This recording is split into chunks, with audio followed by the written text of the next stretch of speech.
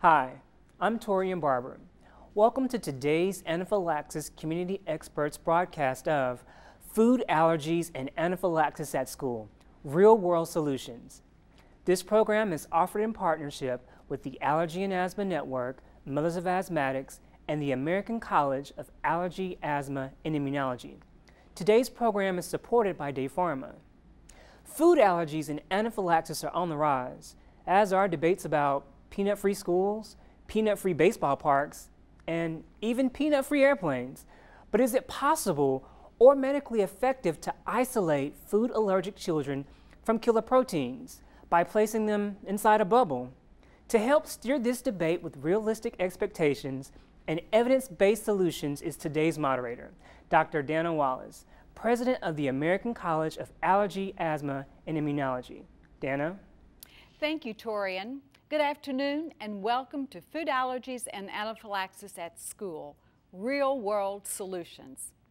Food allergies in schools are serious and unpredictable, but treatment is not.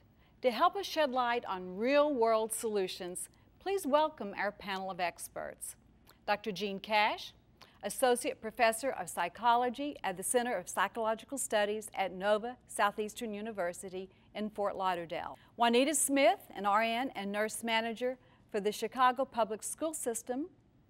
Christy Adler, principal at Laura B. Sprague Elementary School in Lincolnshire, Illinois. And Kristen Lerner, a CPA, but more relevant to today's show, a mom to children with food allergies. Let's start with a specific story from a mom. Tell us what happened when you found out your children had food allergies and how you felt.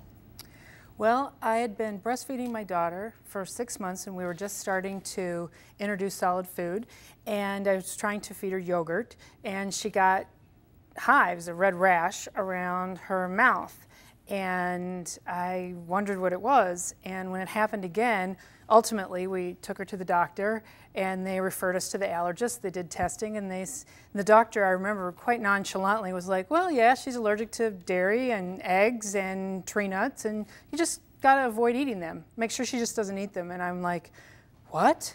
Then I'm thinking to myself, she can't eat them? Well, what are we gonna feed her? And I had to go out, I had to learn how to read labels, I had to learn all the different words that they use for milk, especially for dairy products. And little by little, I learned what I could feed her. Everything that she ate was pretty much under my control. And even when she went to a friend's house, I would either send food with, or I had talked to the parents ahead of time.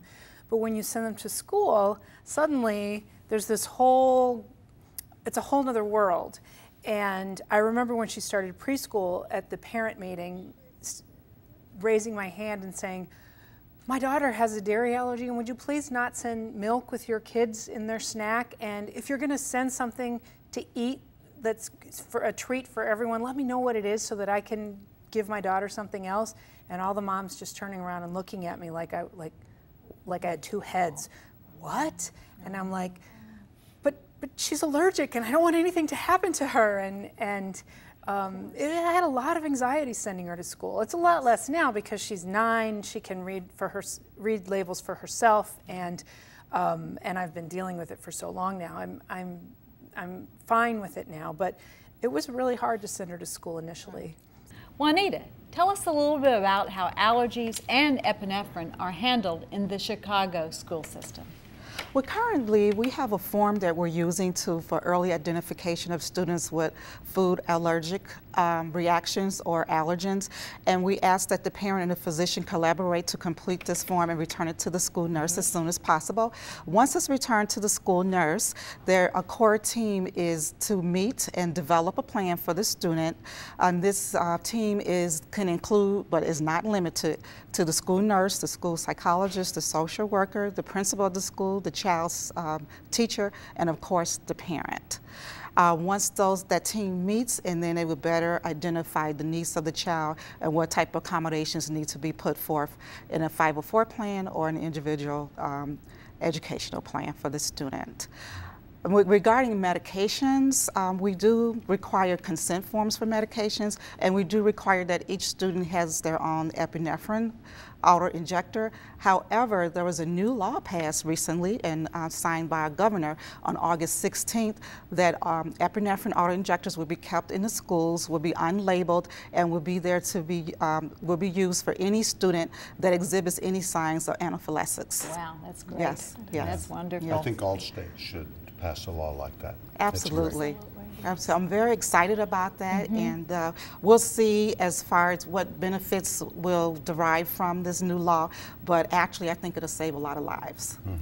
Is there any legal aspects with nurses giving an unidentified epinephrine? Do you have a concern with that? I'm glad you asked that question, because with the Nurse Practice Act in Illinois, we are not allowed to administer medication that is not prescribed for an individual student. And with this new law, the medication is not prescribed for an individual student. It's just part of what we would call stock medications, and it could be used for anyone. And so I guess under the Good Samaritan law, this would be more so, take effect more so than the Nurse Practice Act. Okay, So in many states, it may not be the nurse who is legally allowed to administer an epinephrine auto-injector to a child.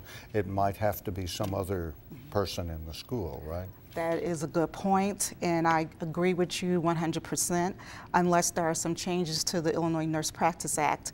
And one good plan of care, or one good plan that the school administrator should have, is to designate an individual in the school that will work with the child, who will be educated, who will learn the plan for the child, and will be there to initiate emergency response. Sometimes in an emergency, there's not enough time Yes. for Yes. one to access that plan, for a faculty member perhaps, or a member of the staff who isn't familiar with the particular child, but who may have to act to find that plan.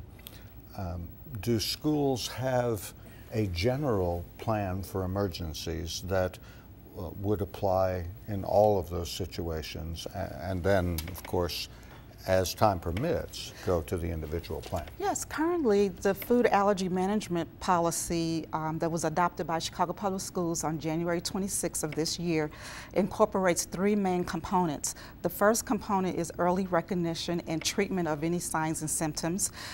The second component is education to the staff and members to teach them about the medication, how to inject the medication, and when it is appropriate to give the medication.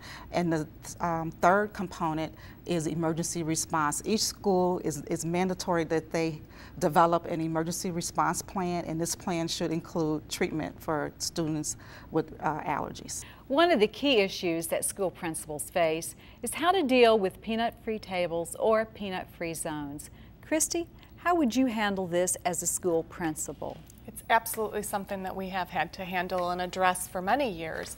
The fallacy is that the only allergen is peanuts. That's absolutely not the case. And in fact, for each classroom of students who sit together, at their set of tables, we actually have an allergen-free zone. So between 4 and 8 students can sit in that area with their classmates and be part of that community. We found that that's really important, that they don't feel like they're separate or segregated, so they're integrated right with their own peers. We actually have a tiered approach so that in the lunchroom, boys and girls can bring lunches of their choice. And obviously the allergen-free area is kept allergen-free. And that's something that all of the supervisors and volunteers understand coming into our lunchroom. In the classrooms, however, boys and girls have one snack each day in full-day kindergarten, 1st and 2nd grade, and we really limit them to 4 choices. It can be yogurt, it can be cheese, it can be fruits or vegetables. And obviously, if a child has a dairy allergy, citrus, we'll modify that expectation with that specific classroom. In terms of the special treat, the birthday celebration, the holiday party, we ask that everything be in its original packaging with an ingredient list attached. Boys and girls with allergies certainly always have their snack boxes available to them, but we try to make those accommodations so that all children can participate.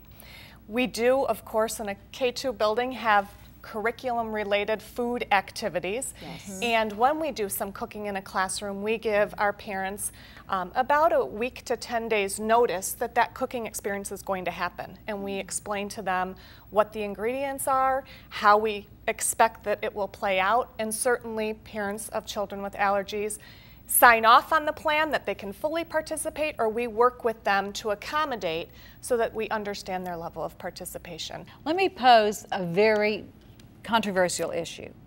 Do you think that all the schools that have peanut-free zones or peanut-free schools made that decision based on science or emotion? Start. What do you think?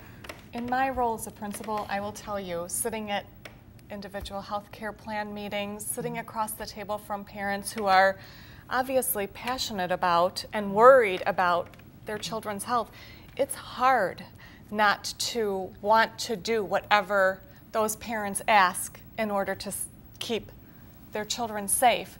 But again, I would say it seems that much is driven from emotion in this Yes. in this whole area. Yes. Yes. Because when you talk about the safety of children, there's nothing more important.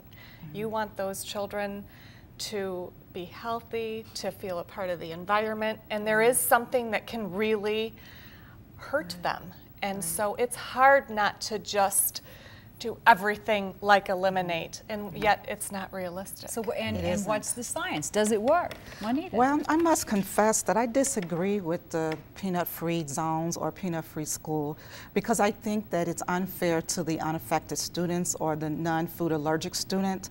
And then because we're trying to be fair to the food allergic student, we're being somewhat unfair to the student that does not have a food allergy. Mm-hmm. Also, it may lead us to a false sense of security.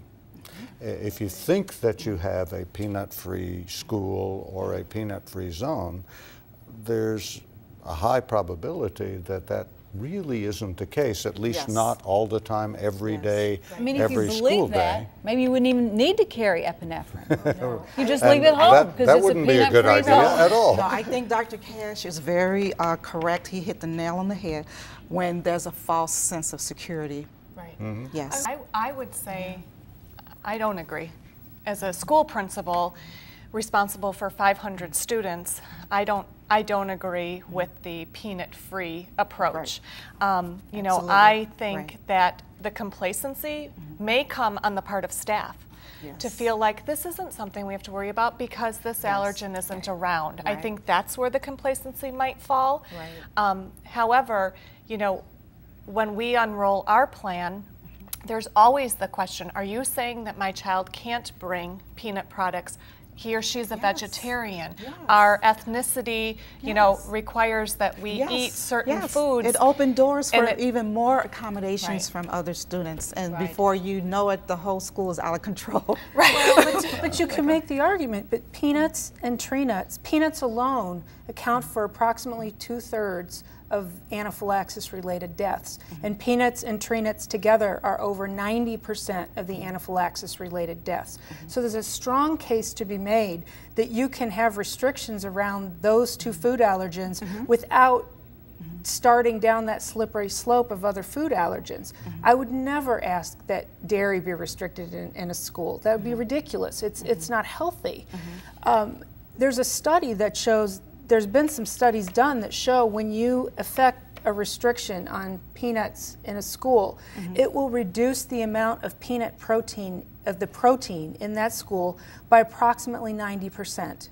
It does not However- eliminate it. However, there's been studies to show that even in peanut-free schools, children will have reactions to peanuts in those schools. Well, sure, they a high can. percent, a high percent. So you don't really totally eliminate Well, you the can't risk. eliminate it.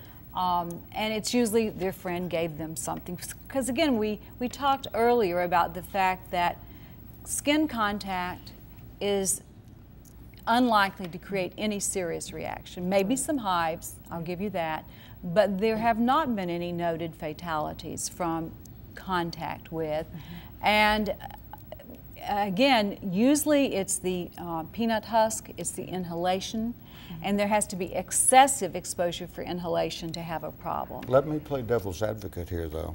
I believe that if we were making an evidence-based decision now, the limited evidence that we have suggests that peanut-free zones and peanut-free or allergen-free zones in schools are not particularly effective. However, we also have to deal with the legal ramifications of what we do and what we don't do.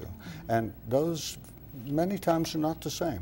I wonder what the attorneys would say about a school refusing to accede to a parent's request to limit exposure to allergens. Good question. Do you ever involve attorneys on the school safety development plan? And she looks at me. Well, no, I wouldn't as the school nurse, but the parent surely would get an attorney involved if the parent feels like the child's rights have been infringed upon. And the parent has every right to get an attorney involved. However, the accommodations in school need to correlate with the accommodations that are made at home in the physician's orders. And those documents have to be reviewed by a school nurse, and a team will determine the appropriate accommodations in the school setting. It's not about rights, and it's not about imposing your will on someone. It's about safety. And I understand you can't ever eliminate anything. You can reduce the risk. I want to reduce the risk for my child as much as possible. There's no dairy allowed in my child's classroom. Obviously there is in the lunchroom. There's no peanuts allowed in my child's friend's classroom, and there's a peanut table in the lunchroom.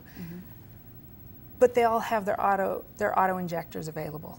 They're readily available. And that's the key, is being prepared to deal with an emergency, because it's just like driving a car. There will always be accidents. Reduce the risk, but if you can ready. reduce the risk and be ready, then you are prepared. And food allergies are not just all about peanuts and nuts. It's a wide variety, and we have to prepare those patients for all of those food allergies. Maybe we should think of epinephrine auto-injectors as being kind of like seat belts for cars and helmets for motorcycles. At this point, I would like to ask the panel to discuss what they consider good policies versus bad policies, and to include in that what's a good food action plan and what's a bad food action plan. As far as good policies and bad policies, first in general, I think that we might want to conclude that good policies are those that have some scientific evidence base and that are based solidly on what we actually know rather than what we strongly believe, which may turn out to be not what we know. That's one thing. If you don't implement the policy effectively, or if it can't be implemented effectively because it's too expensive or just impossible to implement, then it's not going to be a good policy. Yeah, absolutely. And I would add, I need a policy to be able to be made sense of. I need it written in language that I understand. And so, you know, I think that that's a real key piece, that we come to the table and really know what we're talking about. Absolutely. And in essence, a good policy is evidence-based, whereas a bad policy is emotionally driven. Are you saying that when we come to the table, we need data that shows us what a child may need in particular? Well, I think that evidence-based generally means based on group data that have been established scientifically. Now, that's different from what an individual child needs. Individual children may not fit into the group process, may not be the same. Juanita was talking about the fact that from a policy standpoint, we have to deal with what's best for everyone, but that doesn't necessarily mean that we don't individualize, so that we try to do what's best for each individual. But when an emergency comes, we have to have a plan that would work for everybody and that all school personnel could implement. If it's too complicated or too individualized in an emergency, then it's not going to happen, and that's the second part of what I was arguing. It has to be simple. From a medical perspective as well, when I see a patient, I need to establish, again, that there's a true food allergy there, that not only has that patient had a severe reaction from the food, but that I can identify which food it is. just doing a bunch of skin testing or blood testing and coming up with a whole list doesn't mean that's what goes on the treatment plan. I only need to put on that food action plan what they have reacted to and what they are at risk of having a serious reaction from.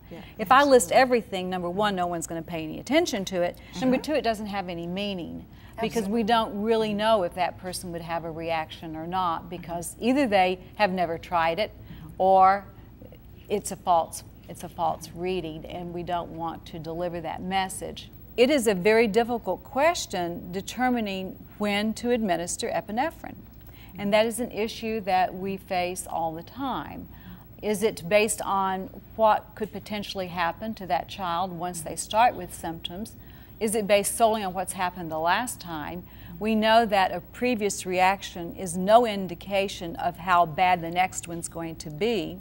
We know that a skin test response gives absolutely no parameters for how severe that person will have a reaction or when that person is having less severe reactions as they grow older.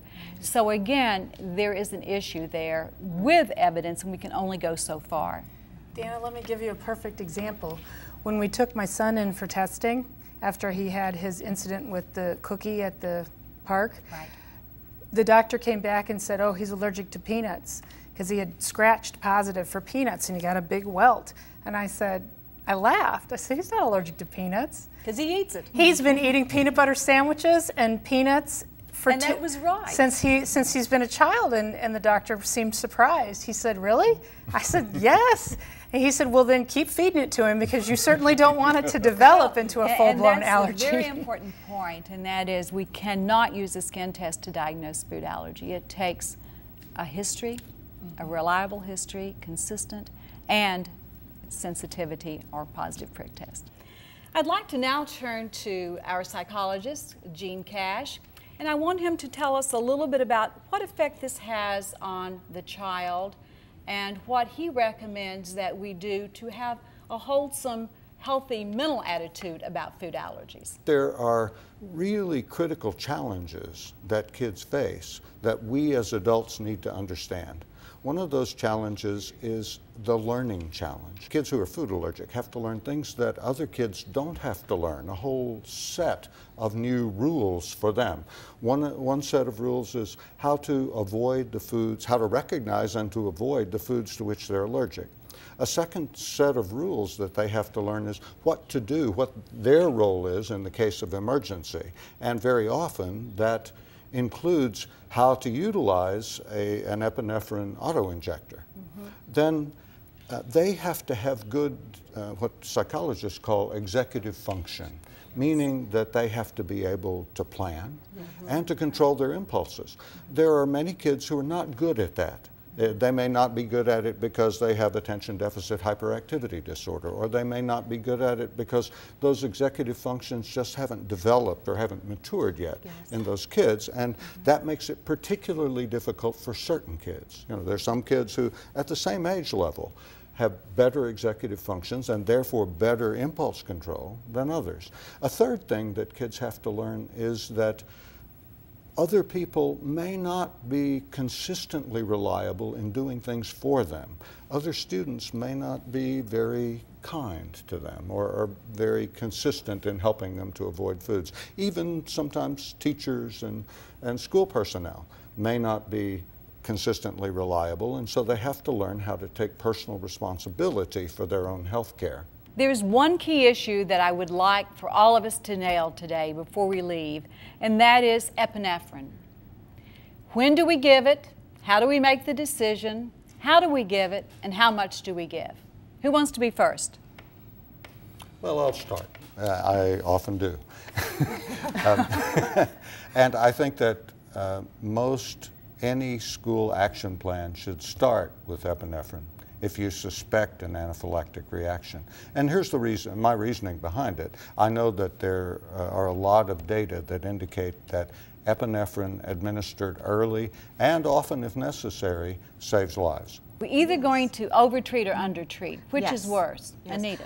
I think that to undertreat is by far the worst thing that anyone can do. Overtreating, everyone knows that epinephrine injections will not hurt the student even if they do not need it. But however, if you do not give them the medication, they could lose their lives, as Dr. Cash said. And I just want to reiterate that the early recognition is the key, and the first line of medication should be epinephrine. I'm not sure that everyone really understands that epinephrine isn't a danger. Yes. I think there is a misconception perhaps Yes. for all of us not Yes. in the medical field Yes. that we could perhaps hurt a child. And I Yes. think getting that message out to our schools and to our staff who may be the ones on those front lines administering, that it is better to overtreat. And there is absolutely never any contraindication to give epinephrine for anaphylaxis. Let me even be provocative to say that if your physician feels that for that particular food allergen, your child is at risk of death, anaphylaxis, and prescribes an epinephrine, should he just omit the word Benadryl from any treatment plan? Because are we really interested in a few hives or itching? Would that be life-threatening? Would that be so terrible if we didn't treat it? So maybe we should redefine what we really need to address, which is life-threatening reactions. Absolutely. And forget the minor ones where, because the problem is the confusion that comes in. Yes. We're teaching our school personnel that when a child who has a food allergy is suspected or known to have accidentally ingested that food and then develops hives, they don't recall if that particular child almost died or if they've only had hives. Right. So we're sending a mixed message if we say this child gets Benadryl, but this child with the same reaction gets epinephrine. Yes. And that's where the problem comes in. So maybe we shouldn't treat allergic reactions that are not anaphylactic at school. Well, sometimes it's very difficult for school personnel to make that distinction. Right. If it's a school nurse, Right. they may be able to make that distinction. Other school personnel may not. Is it better or worse to make a parent angry because they feel that their child was overtreated, or to make a parent devastated because their child died of an anaphylactic reaction that was undertreated? But from a nurse's position, if the nurse is with the student at the time or with the child and is treating the child, it is the nurse's responsibility to make that call and to make a decision, and the parent is not physically present, and the nurse has a license. So I think the parent has to really respect and then also trust the nurse's decision and the plan of care that the nurse and the parent have developed for that child. And again, the nurse isn't always at school. Yes. So then Yes. the teacher has to make the decision. Y'all are creating a lot of conflict inside of me because with my daughter with a moderate dairy allergy is probably going to be the one being the overtreated. Yes. Right. Is that bad? That's what's creating the conflict. It causes a dilemma. It really does. And one closing comment we have to remember, one may not be enough. Auto injectors go in pairs for a reason. Yes. They need to always be kept in pairs. 35% of the time you will need a second dose, and if an accident happens and you drop it, you misuse it, you've got a spare. So the take-home message is that food allergic reactions in schools may be serious and unpredictable, but treatment is not. If you educate first responders, teachers, principals, staff, and students on how and when to use an epinephrine auto-injector, virtually all deaths from anaphylaxis can be prevented. In some ways, it's as simple as that. Thank you everyone for tuning in to the Food Allergies and Anaphylaxis at School, Real World Solutions. And now back to Torian Barber. Every school year, students die because they were unable to get to their asthma or anaphylaxis medications on time. The medications were locked in a nurse's cabinet or stowed away in a place too far to get to when the student needed them. Every second counts when asthma or anaphylaxis strikes. Help support Breathe It's the Law, a national campaign to make sure students in every state can carry and self-administer their life-saving anaphylaxis and asthma medications. For more information, visit breatheatschool.org or contact anma.org. I'm Torian Barber. See you at the next ACE broadcast.